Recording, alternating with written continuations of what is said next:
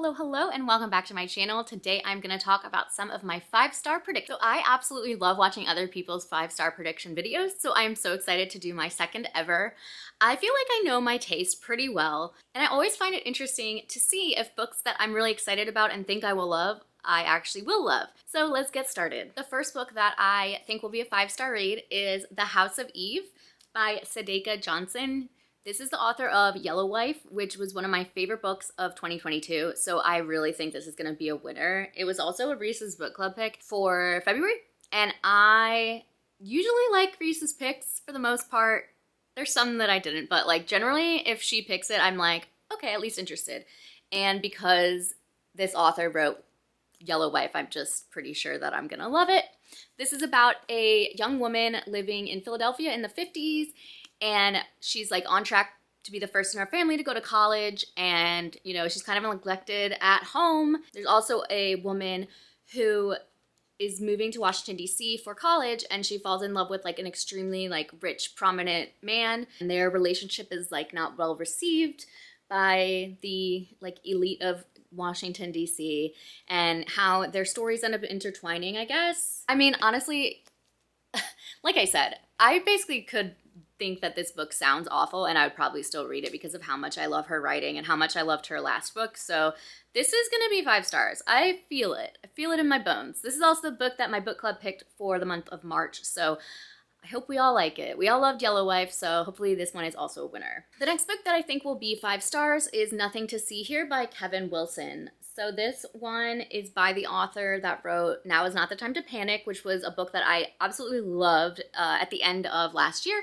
So this, I don't even really know what it's about because all I needed to know was the author. If I'm not mistaken, this follows 2 women who were like roommates at boarding school, and one of them left unexpectedly. And 10 years later, they haven't spoken, and one of them is reaching out to the other for help with something. And that is that she has twins, and when they get angry or agitated, they like burst into flames. I mean, this isn't a new book, so you've probably heard of it perhaps, but it sounds wild, it sounds so fun, and like, I just think Kevin Wilson has a really great knack for writing books that are like kind of off the wall but believable, and yeah, this just sounds like so much fun. It's a read with Jenna pick. I don't always love her picks, so I'm hoping this one's a winner. If nothing else, I think it's going to be really entertaining, but I do think it's going to be 5 stars because it's pretty short. It seems just like kind of a fun book to read in like an afternoon or something. The next book is Smoke Gets in Your Eyes by Caitlin Doughty. It's about a woman who worked in a crematorium and how that was. This is a memoir, so I'm very excited about this. I actually bought this at the Muter Museum here in Philly, which if you aren't aware, it's a museum that houses like all of these like weird old science experiments and like people's weird tumors and like this misshapen leg that they found. You know, it's like, that wasn't a very good description, but it's like very weird stuff. And so this was like such a great find there because it's kind of similar. So I'm kind of thinking that this will be my nonfiction book for the month of March. I think it will be a 5-star, and again, really entertaining if nothing else.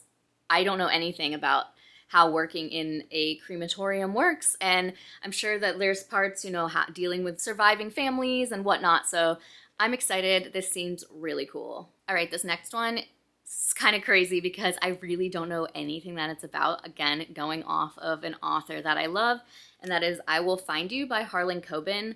I just got this copy in the mail from Grand Central Publishing, so big thanks to them. Oh, look, it matches my shirt. I'm very excited to read this. I'm going to read the synopsis because I don't know what it's about.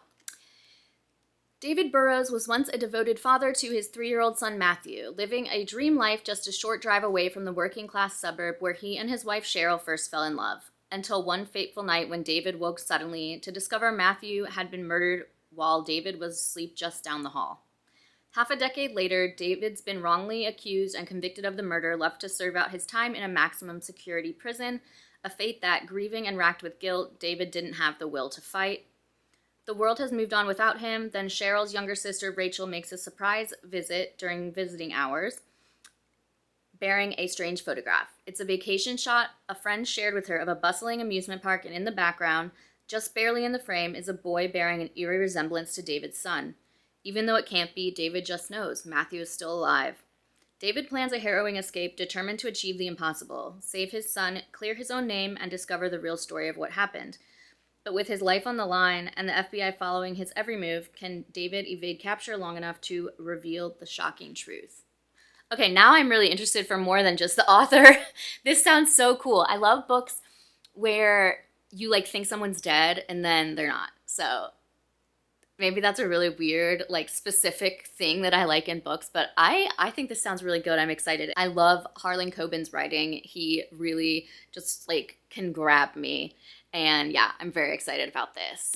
Okay, this next one I might be cheating at just a little because I've already started reading it, but that is The Golden Spoon by Jessa Maxwell. I am currently 66 pages in, so I mean, I'm not that far, and I would have predicted this as a 5-star read even before I started reading. This is about basically the Great British Bake Off, but it's in Vermont, and somebody gets murdered during their filming week. All the contestants like live in the house along with the host because it's at her family's like manor and like she grew up there.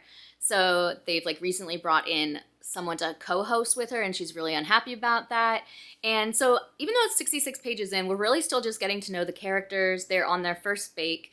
So if you like the Great British Bake Off, if you like closed door murder mystery sort of, that's the vibe I'm getting. I think that's the direction that we're going.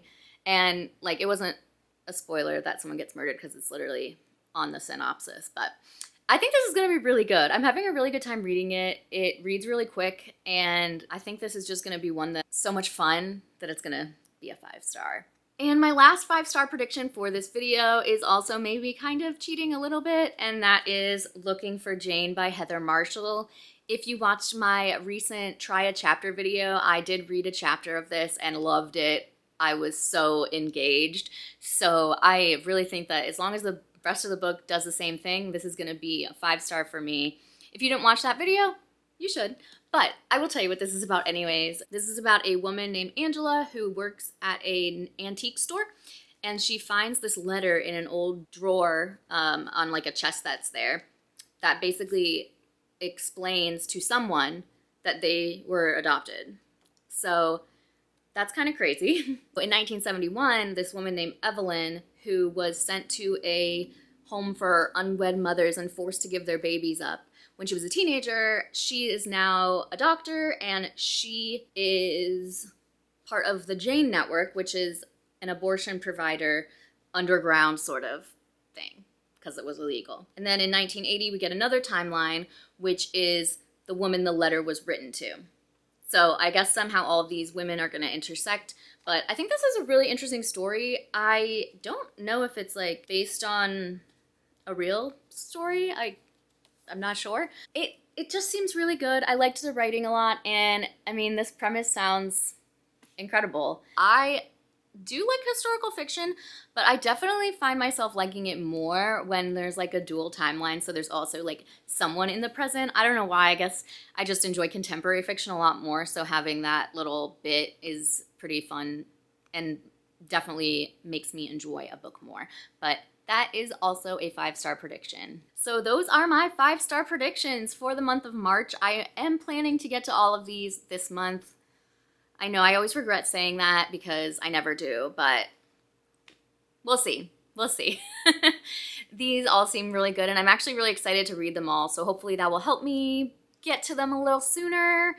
I am so excited to read these, and I really appreciate you clicking on this video. I hope you enjoyed watching it. I enjoyed making it, and I do think I'm gonna vlog some of these, so let me know in the comments which books you would like to see me vlog from this video. Again, thank you so much for watching. If you liked this video, give it a thumbs up, and I would love it if you would subscribe, and I will see you in the next one. Bye!